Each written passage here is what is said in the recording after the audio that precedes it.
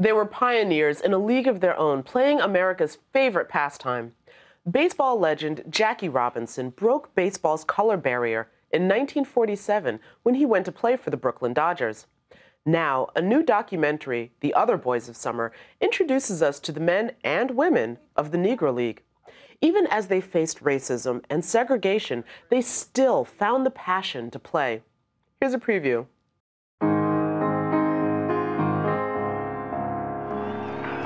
Every year when the baseball season come along, I was ready to go. There's something about that game of baseball that just gets into your blood, I guess.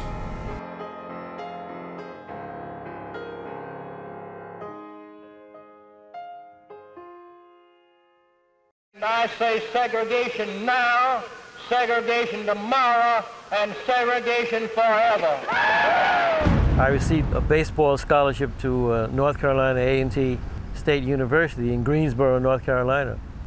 That was a rude awakening for me because I had never been south before. Joining me now is the film's director, Lauren Meyer. Lauren, welcome to the program. Thank you. To hear these stories of what it was like to play in a segregated league of America's, favorite pastime was so fascinating. What drew you to the film? Well, I was interested in pursuing the story because, to me, racism and segregation never made sense. Clearly, we know it exists, and you learn about it growing up in school, but the concept of what made somebody believe a certain person, based on the color of their skin, shouldn't be allowed to sit somewhere or eat somewhere or travel to a certain location, that to me never made sense. As a white woman, I can't walk in their shoes. So what I wanted to do was explore what that would be like to pursue your dream in a segregated America. What was it that you were finding from some of these players that drove them to continue with this despite all the obstacles?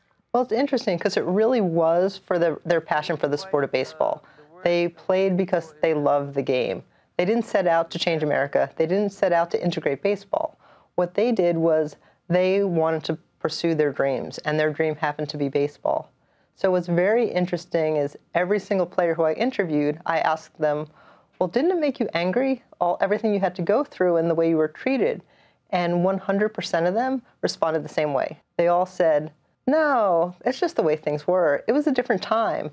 And so their lack of bitterness and anger is the thing that stood out the most to me. The Negro League skill level was equal to Major League Baseball. So what they understood was that they were playing at the top level. Now, they weren't very happy about having to play in their own league, but the reason the league existed was because they wanted to play the game. And so even though they were excluded from Major League Baseball, they would still play in stadiums. For example, they would play at Yankee Stadium on Sundays sometimes. Only when the Yankees were out of town on a Sunday were they allowed to play. But they could draw 20,000, 30,000 people to Yankee Stadium. So they had the experience of playing big-time baseball, but it definitely was not the same as playing in the majors. Some of the biggest stars came from the Negro Leagues, not just Jackie Robinson, but also Satchel Paige, etc. I'm wondering, what was the reaction once that started happening, once the Negro League started to, for lack of a better description, deteriorate? When Jackie was signed by the Dodgers, that was the beginning of the end of the Negro Leagues, because then Major League Baseball started handpicking the top players. It diminished the competitiveness of the Negro Leagues, not based on their passion to play, but based on the top players were now playing for Major League Baseball.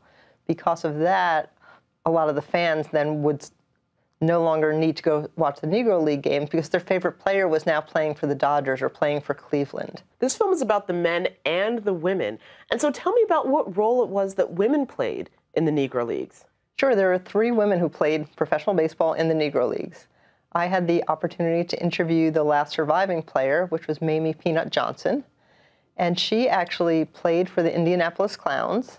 And when I interviewed her, she shared a really interesting story with me. Well, she was about 18 years old, and she was playing on a semi-pro team at the time. And she saw a little ad in the paper they were looking for people to try out for the All-American Girls Professional Baseball League. So she and her best friend got on a bus and traveled out to this tryout. And when she got there, she was denied because of the color of her skin.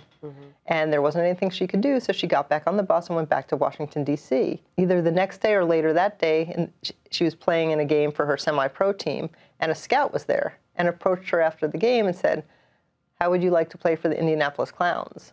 So because she was denied access to play in the women's league, she was given the opportunity to play in the Negro leagues. What's the big takeaway that you would want people to come away from this film with? The reason that I'm getting the film out there is, number one, I want to preserve the legacy, because these were true civil rights trailblazers. They weren't just baseball players, they weren't just athletes. I want to also be able to bring people together. I think it's really important to provide an opportunity for people to come together and watch something that can relate to things happening today.